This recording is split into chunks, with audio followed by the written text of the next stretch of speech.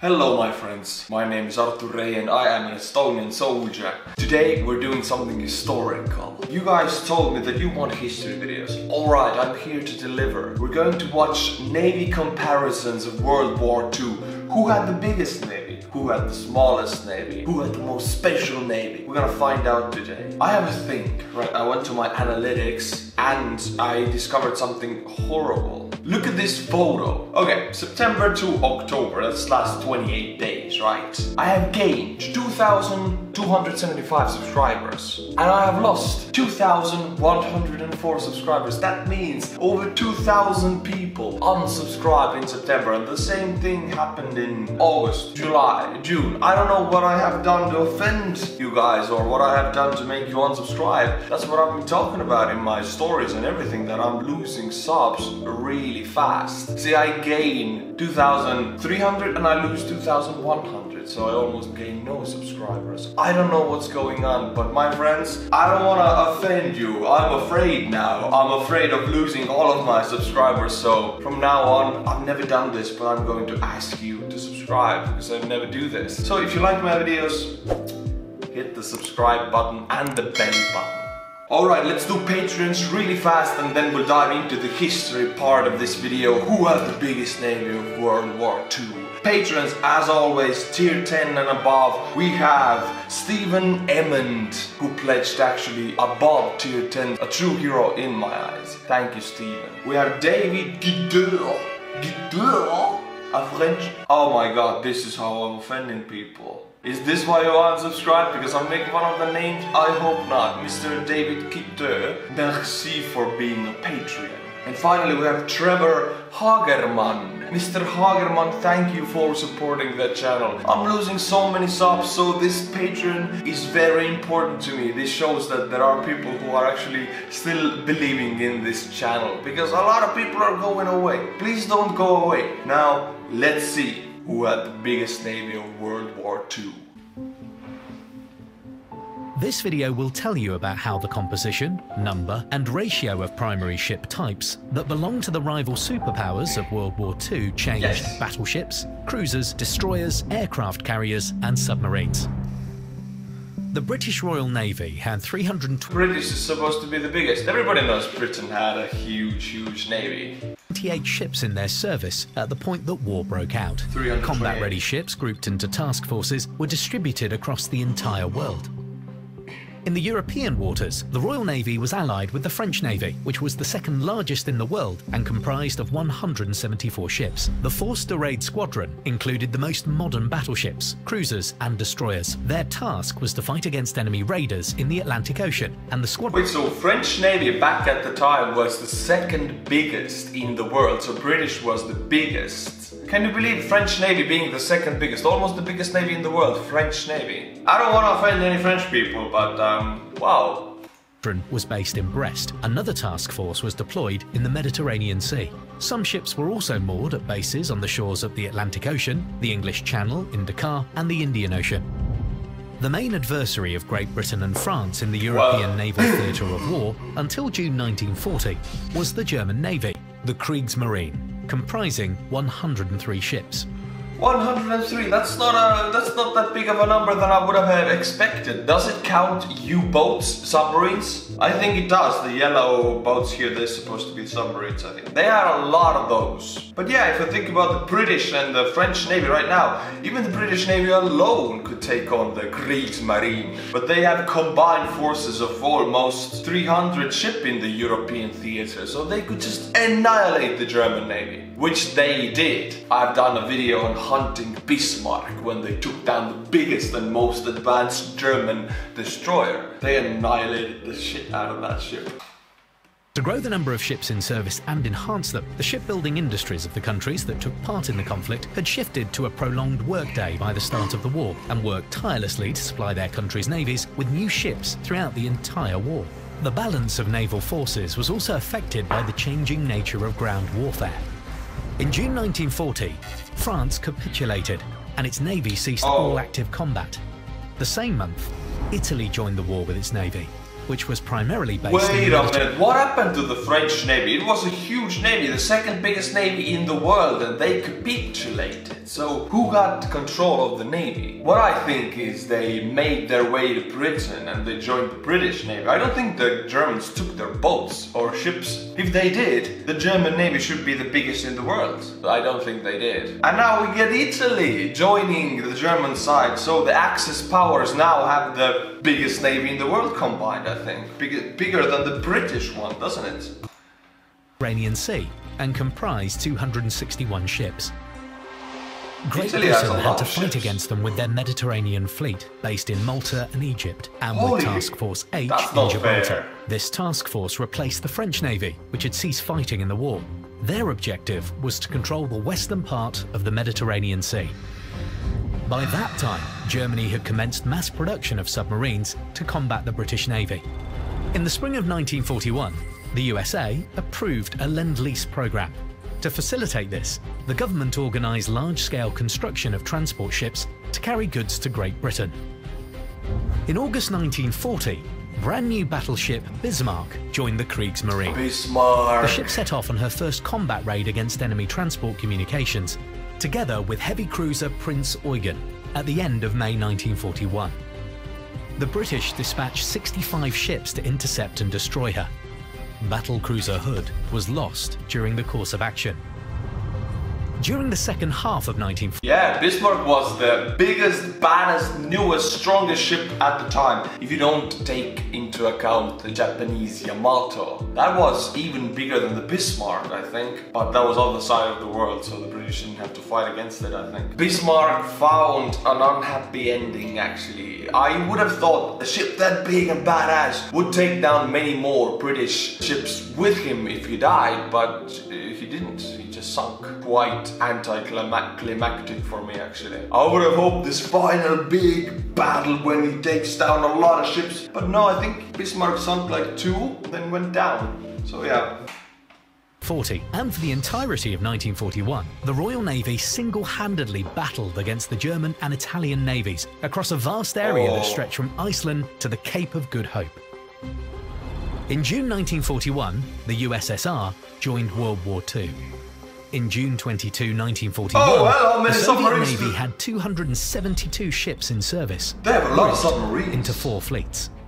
Due to the fact that the war between the USSR and Germany was primarily ground-based, the main objectives of the Soviet Navy were supporting the coastal flanks of their ground troops and intercepting enemy communications. Soviet warships were also involved in protecting military cargo convoys crossing from Great Britain to the ports of Murmansk and Arkhangelsk.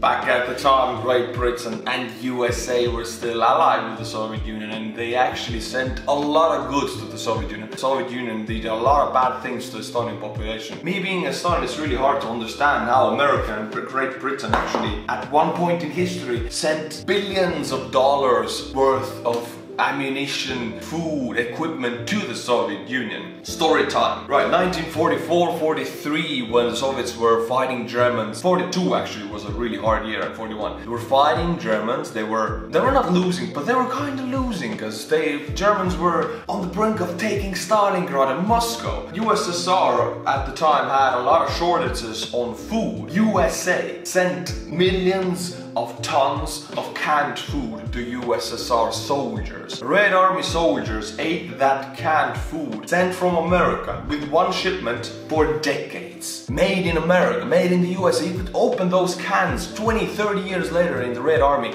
They would still ration them because there were so many of them, and they didn't go bad because they were in the cans, sealed. And you can find videos when people actually eat that food 30 years later in the 60s and 50s. That's how much they needed foreign help. They were still eating the same food 30 years later. And that shows how powerful USA was, being able to ship so much food with one shipment that the USSR still ate it 30 years later. Story time over.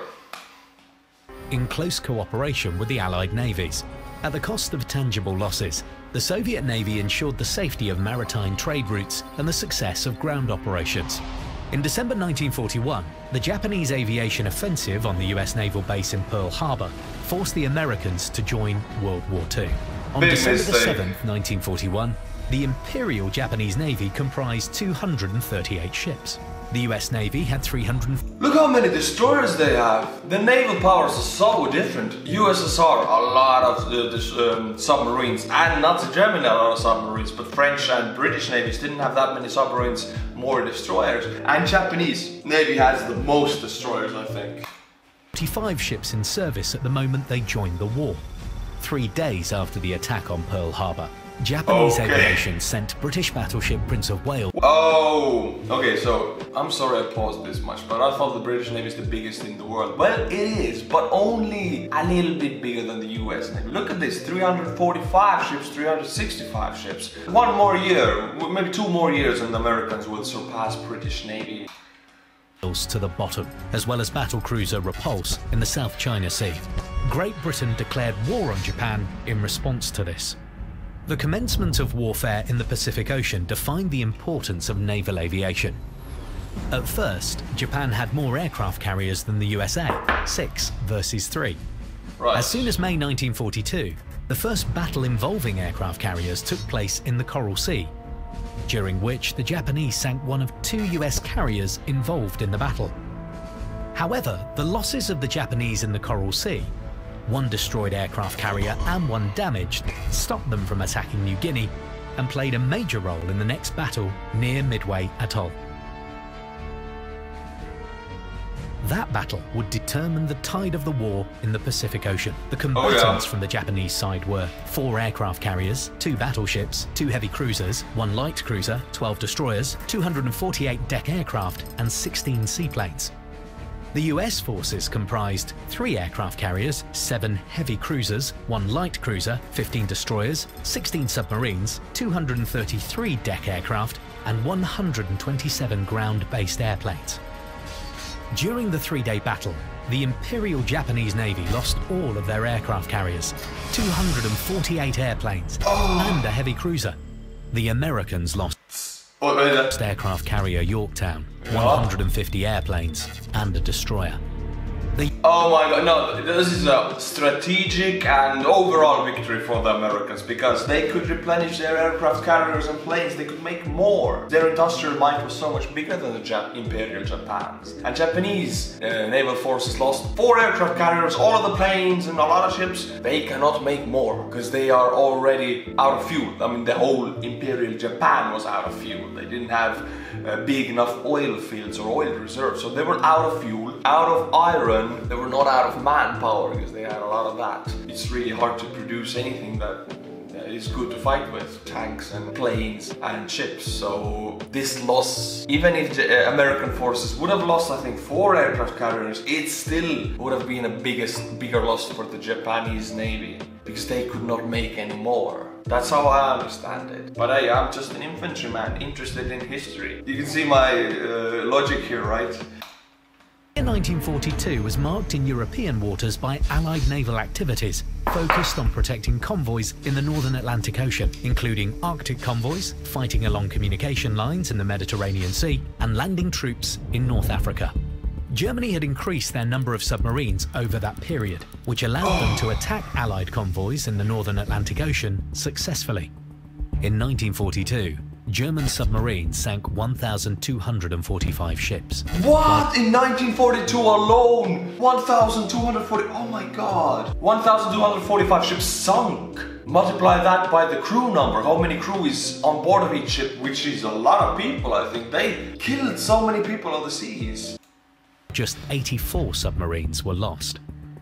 In 1943, the war at sea changed in favour of the Allies in the Atlantic and Pacific Oceans, the main naval theatres of World War II. Several key factors facilitated that.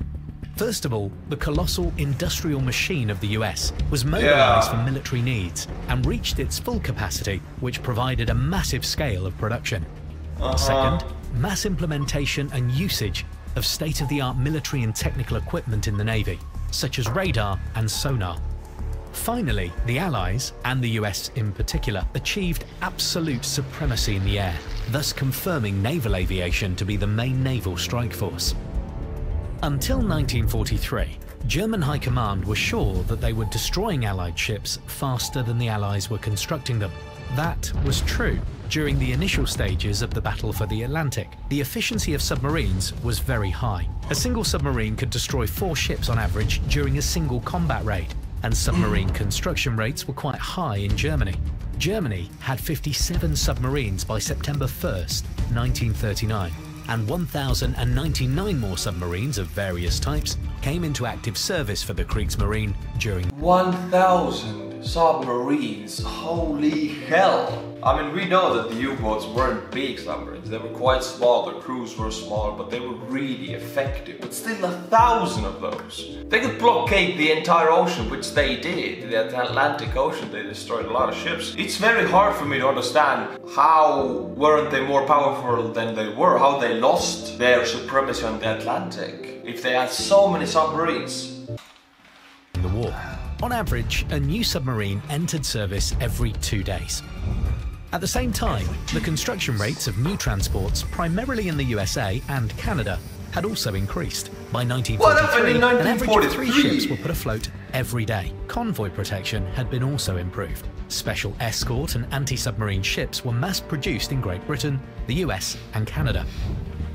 In 1943, Italy capitulated, and their navy ceased to pose a threat to the British forces in the Mediterranean Sea. In December of the same year, German battleship Scharnhorst attempted an attack on a convoy travelling to the USSR. She was destroyed by British ships. From that moment on, the Kriegsmarine were left with just a single battleship, Tirpitz, which was destroyed by British aviation in 1944. The Americans launched their offensive on the islands occupied by the Japanese in the Pacific Ocean. Their navy took an active part in the landing of troops and suppressing enemy coastal defenses with artillery fire. The Imperial Japanese Navy made numerous attempts to hamper the advance of the American troops, but they suffered significant losses in battles, both large and small. In June 1944, the Battle of the Philippine Sea took place. It resulted in the total destruction of almost all Japanese naval aviation.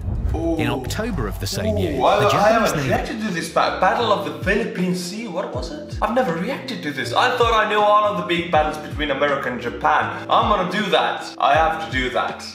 We suffered a devastating defeat in the largest naval battle of World War II, Leyte Gulf. The outcome of that dramatic battle, which lasted almost 4 days, was the destruction of all 4 Japanese aircraft carriers, 3 battleships, including Yamato's sister ship Musashi, 8 cruisers and 12 destroyers. The USA lost 3 carriers and 3 escort ships. In a desperate attempt to withstand the assault of the US Navy, the Japanese employed the kamikaze tactic for the first time. The final large-scale battle, if it can be called that, between the Japanese and the US navies resulted in the sinking of Yamato in April of 1945. The battleship, escorted by a cruiser and 8 destroyers, was tasked with preventing the American forces from landing on Okinawa Island. The USA sent 11 aircraft carriers to destroy the battleship. 11 aircraft carriers to destroy Yamato. That shows you how big Yamato was and how big of a threat Americans thought it was. 11 aircraft carriers. Woo, baby. But yeah, they sunk it. 3 aviation groups, with a total number of 394 planes, participated in Yamato's destruction. That's an overkill. By the spring of 1945, the German Navy had basically been destroyed. The majority of their primary surface ships had been sunk in battles, and the remaining, badly damaged ships were no longer useful in combat. They had a lot of submarines. On May 4th, 1945, the Kriegsmarine High Command gave the order for all of their submarines to cease combat. 156 submarines surrendered to the Allies.